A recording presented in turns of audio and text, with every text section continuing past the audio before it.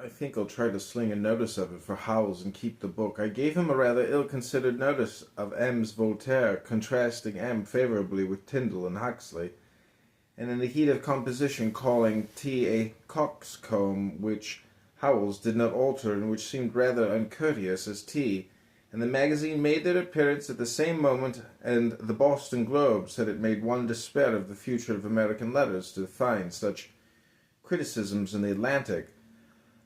But Morley is, I think, a very great moralist, and if he would only be less redundant, a very great writer.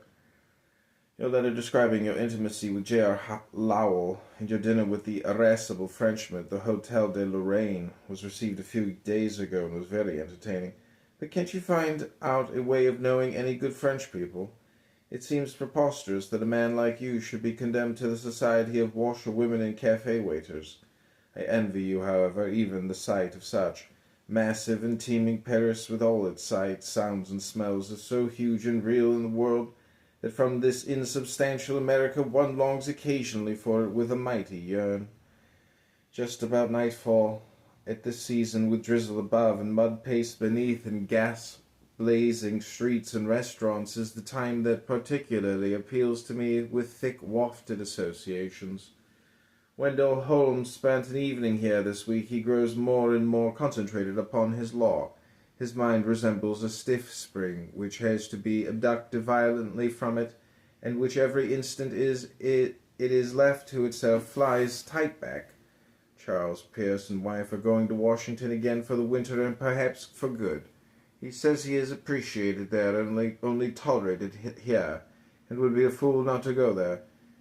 He read us an admirable introductory chapter to his book on logic the other day. I go in to the medical school nearly every morning to hear Baldwich lecture, or paddle round in his laboratory. It is a noble thing for one's spirits to have some responsible work to do. I enjoy my revived physiological reading greatly, and have in corporeal sense been better for the past 4 or 5 weeks than I have been at all since you left.